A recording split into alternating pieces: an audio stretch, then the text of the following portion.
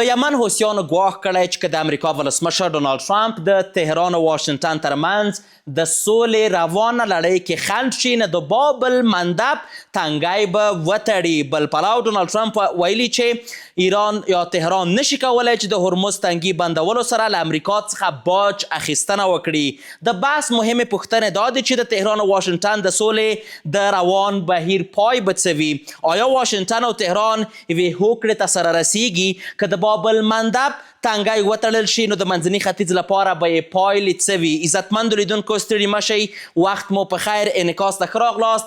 پر یادو موضوعاتو د بحث لپاره خپرونه کې راسره میلمه دی د سیاسي چارو مخکښ شنونکی بلال فاطمي صاحب، زه کوربه یوسف خان لاله یم. فاطمي صاحب ستړی مه شئ، وخت د هم په خیر. خپرونې ته په خیر راغلی. فاطمي صاحب، حوثیانو ویلي چې د باب المندب تنګی به تړي. که دغه تنګی وتړل شي په ټوله کې د سیمې لپاره، د نړۍ لپاره او په ټوله کې د منځني ختیځ لپاره به پیغام څه وي؟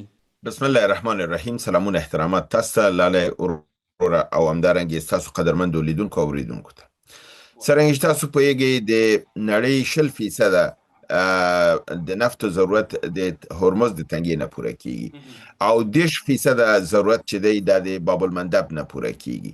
که 60% بندولو نړۍ دومره منجلاب او ستونزو ته ورتولې ده، که چیرته ورسره باب المندب بند شي خو دا 50% ته موضوع ځي نو مشکلات اقتصادي نړیوال نهایت زیاتیږي. بل دا دی چې امریکې لپاره د کشتیګانو تګ راتګ مجبوره ده چې د افریقا نه دور وهي. کله چې د افریقا نه دور وهي هغه کار چې دلته دی په ورځ کې کوي هغه په هفته مبدلیږي، هغه کار چې دلته په هفته کې کوي هغه په یو میاشت ونی.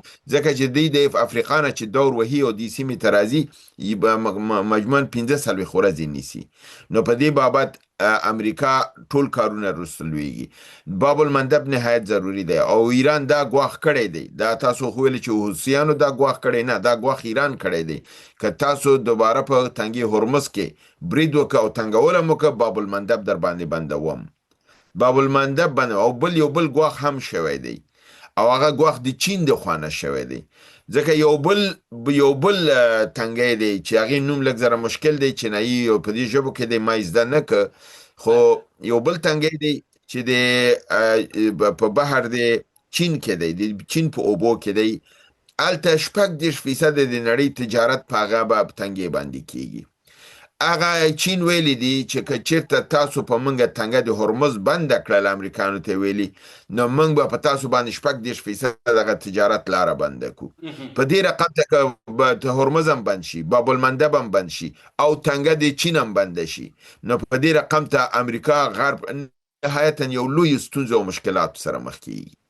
نو دې لپاره نړۍ چې د کوم اقتصادي بحران سره مخ ده دا زیاتیږي. تاسو معلومه ده چې اوس چې د پټرول دغه شوي دی، نه تنها چې د پټرول د نفت قیمت اوچت شوی دی، د دې تاثیر په غذایی موادو باندې دی. ځکه غذایی مواد په کشتیګانو کې وړل کیږي. کشتیګانې په چی به ماده کوي؟ د پټرول د همدې په مصرف باندې چلیږي. د کله چې پټرول جګځي د دې مصرف جګځي، دا مصرف جګځي په غذا باندې تاثیر کوي. غذایی مواد نه رسیږي سیمو ته، یا دا دی چې که رسیږي په ډېره قیمت سره رسیږي. نو د انفلاسیون مسله چې ده په نړۍ کې تاثیر په ټولي او یو رکود اقتصادي منځته راځي، د دې تاثیر په ټولو باندې کیږي. او دلته مسله دا ده چې آیا نړۍ به د اجازه ورکړي چې امریکا د ټول نړۍ اقتصاد یرغمال کړي؟ نو زه فکر نه کوم چې نړۍ اجازه ورکړي. اروپا هم دا اوس د اسرائیل او د امریکا په خلاف ده او د لګیا دي یو نظامی اتحاد جوړوي چې تر څو امریکا ته ووایي چې دا خو نړیواله موضوع ده، ته راغلی تنګی هرمز زمونږ لپاره خلاص کړي، ته زمونږ ته تکلیف مه وباسه، ته د دې نه لږ شاته لاړ شه، موږ راځو دې سیمه کې ودرېږو او موږ د دې کنټرول لاس کې نیسو او موږ دا اقتصاد دغه کوو، ته د دې سیمې نه لاړ شه. نو په دې اساس باندې دا تغییرات را روان دي. یعنی نړۍ په دې باندې متفقه کیږي، اروپا همدارنګې نور ملکونه، او په عین حال کې تاسو ګورئ چې دې تاثیر او فشار په هندوستان باندې دی، په جاپان باندې دی، په چین باندې دی. زیاترین مصرف د دې چې 80% او 80% د دې مصرف او دغه چې دی د جاپان او د هند او د چین، دا د همدې بابل دغه د تنګي هرمز نه دی. نو د دې لپاره دا په هغې ډېر تاثیر لري او د هغې تاثیر لپاره هغې مجبور دي اقدام وکړي. اروپایانو باندې تاثیر دی، مجبور دی اقدام وکړي.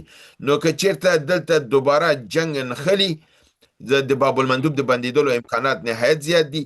په عین حال کې د چینایانو باندې د تنګي بندېدل هم امکانات زیات لري. او که دا درې وړه بند امریکا ته بله لاره نه پاتې کېږي چې مجبور دی د نړۍ خبرو ته تن ورکړي، نړیوال جنګ خواته تللی نشي. که نړیوال جنګ خواته ځي، هلته هم نړۍ ټول د امریکا مقابل کې ودرېږي، اسرائیل او امریکا یوازې پاتې کېږي. نو دلته دوی ته یو آپشن پاتې کېږي، هغه دا د مذاکرات دي.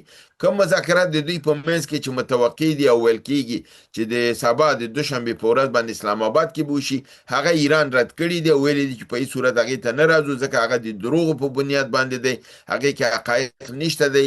ډونالډ ټرمپ چې کومې خبرې کوي ټول دروغ وایي، او کوم شی چې موږ ویلی نه دی هغه نړۍ ته اعلانوي. چې تاسو واورېدل چې یو پیامونه مسلسل ډونالډ ټرمپ وکړل، په هغه پیامونو کې یو پیام یې دا چې ایران خپل یورانیم موږ ته راسپاري.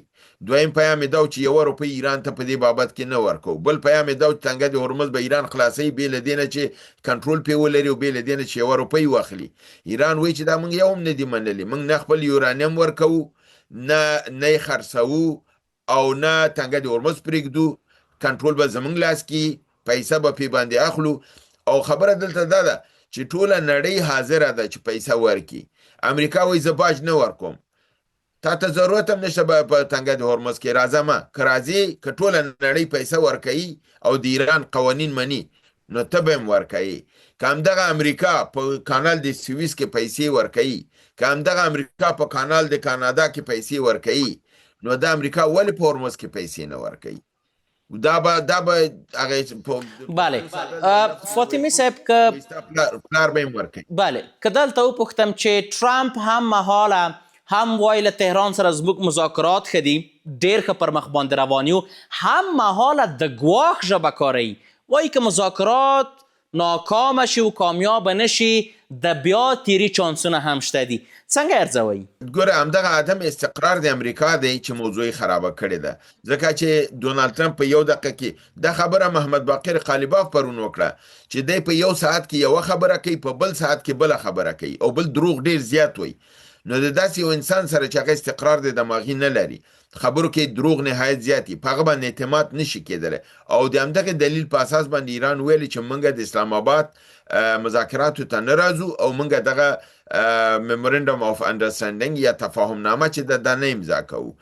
او امریکا چې ده باید خپل په تګلاره کې یو بدلون راوړي. یا دا دی چې باید ډونالډ ټرمپ دوی صحتمند کړي چې او څه بادام مادام ورته ورکړي چې ذهن سم شي، تمرکز د ذهني پیدا کړي، خبره چې کوي هغه بیرته دغه نه کړي، یو ساعت کې یوه خبره وکړي، بل ساعت کې بله. ځکه دا نړیوال موضوعات دي، د بشر د حیات او د ژوند مسله پکې نښتې ده، په دې سره لوبې نه کېږي. او دا خبره بله ورځ ورته د صدر اعظم د انګلستان هم وکړله چې ته دغه مقام لپاره جوړ شوی نه یې، تا دا مقام ډیر سپک کړ، د ریاست جمهوریت د امریکا تا سپکه کړله، ته نورو ته په سپکه سترګه ګورې، نور توهینوي. په توهین کې ته ځان ته عزت نشي پیدا کولی، ته د نورو په توهین کې خپل ځان ته عزت ګورې. نو همدې لپاره هغې ویلې چې یا باید د دې علاج وشي یا دا باید لرې شي. نو امریکایان یو لاره لري چې یا به ډونالډ ټرمپ سموي او یا به یې لرې کوي، تر څو چې د نړۍ سره، ځکه اوس مسله د امریکا، اسرائیل او د نړۍ ده. د نړۍ مسله چې راځي دا تنها د ایران مسله نه ده، دا د عربانو مسله نه ده، دا د چین، د جاپان، د هندوستان، د مالیزیا، د اندونیزیا، د استرالیا، د نیوزیلند، د کاناډا، د همدارنګه د اروپا مسله ده. ټوله نړۍ په دې کې داخله ده. د ده لپاره د ډونالډ ټرمپ باندې اوس اعتماد کاملا نه تنها چې د ایران ختم دی، بلکې د ټولې نړۍ اعتماد دا په دې باندې ختم دی او دا په دې باندې تاثیر اچولی دی.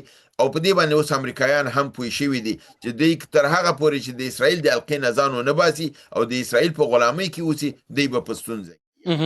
بله آقای فاطمی، شما به چی باور هستین؟ آیا آقای ترامپ مشکل روانی و روحی دارد؟ ببینن از صحبتاش به کلی ظاهر است یک انسانی که تمرکز فکری نداشته باشه. یک ساعت میگه که من ایران از روی نقشه زمین برمی‌بردم، یک ساعت بعد میگه که تانکیو ایران، تانکیو ایران. چی معنا داره؟ اگر تو با کسی دشمن هستی تشکری چطور میکنی؟ و اگر با او در جنگ هستی تشکری از چی میکنی؟ و اگر تو با او چشم دوختی که او را میزنی و دزدی میکنی مال و داراییشه، بنان تو با اون مصالحه نداری. این تمامی بازی های دونالد ترامپ نشان میده که نه تنهایی در اختیار و در کنترل خود نیست از لحاظ صحی و فکری، بلکه کاملا در اختیار و به طور ریموت در کنترل یک کسی دیگر است که او معلوم دار است که نتانیاهو است و نتانیاهو داره با امریکا بازی میکنه. و همچنان تنهایی نیست، اسرائیل داره یک بازی بزرگی را در منطقه برای انداخته که در پاکستان همچنان بازی داره. یکی از استادای دفاعی پاکستان است به نام دکتر عایشه صدیقی که در انگلستان در پوهنتون درس میده و یک کتاب بزرگی را در مورد سیستم دفاعی پاکستان نوشته کرده.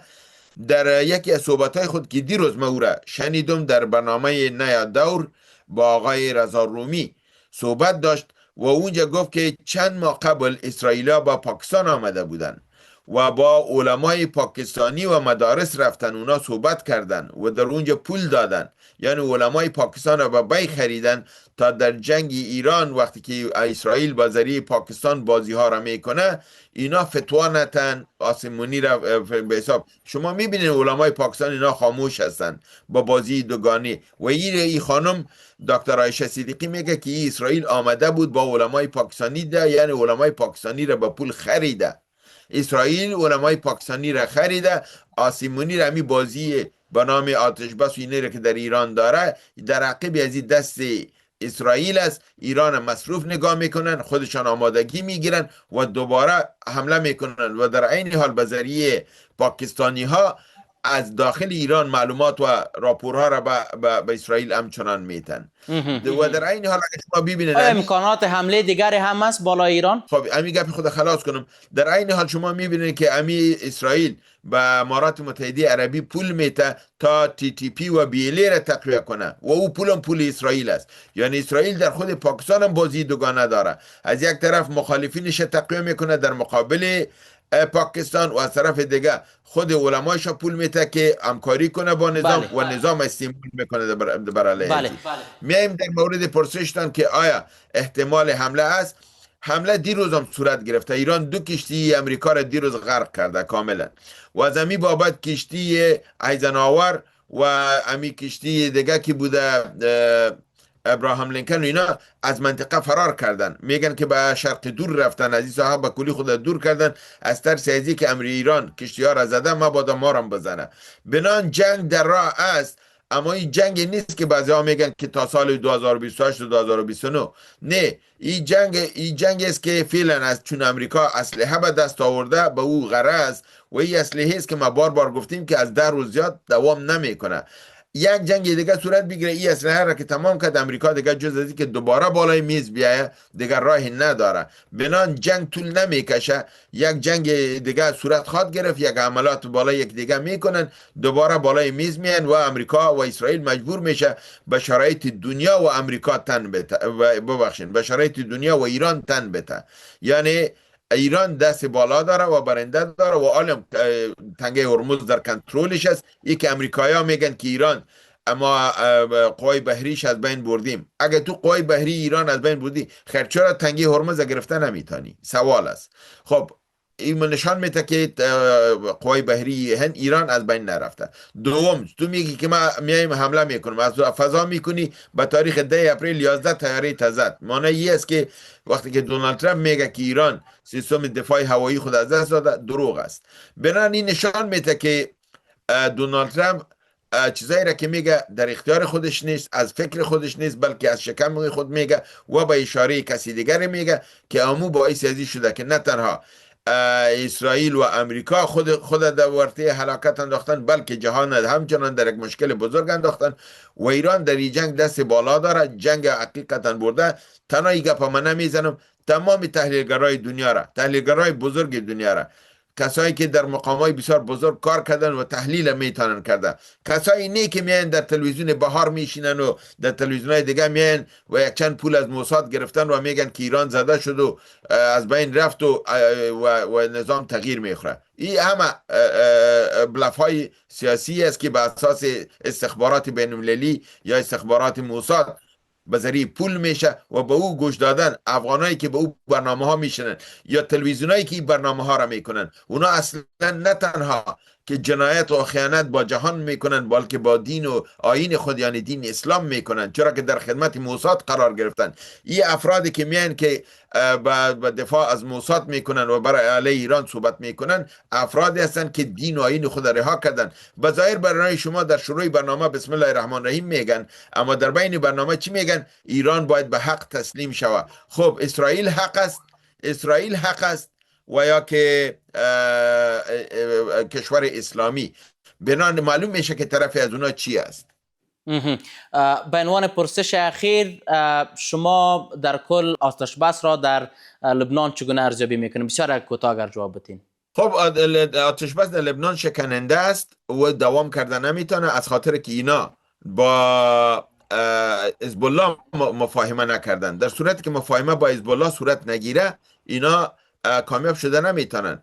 صحبت کردن با حکومت لبنان و مذاکرات و امضا کردن معاهده نتیجه نمیده، چرا که طرف جنگ و قوت اصلی حزب الله است و حزب الله با اسرائیل میجنگه. اگر اسرائیل آتش بس میکنه باید با حزب الله کنه، نه با دولت لبنان. د نړیوالو چارو مخکښ کارپوه ښاغلی بلال فاطمي صاحب، په خپرونه کې ستاسو له حضور څخه نړۍ منندوی یم. کور آباد چې وخت مو راکړ. مننه چې زم راوبلم. مهرباني. عزتمند اوریدونکو، انعکاس پر همدې ځای پای ته ورسېده. تر بیا کتو په الله پاک مو سپارم. ښې چارې.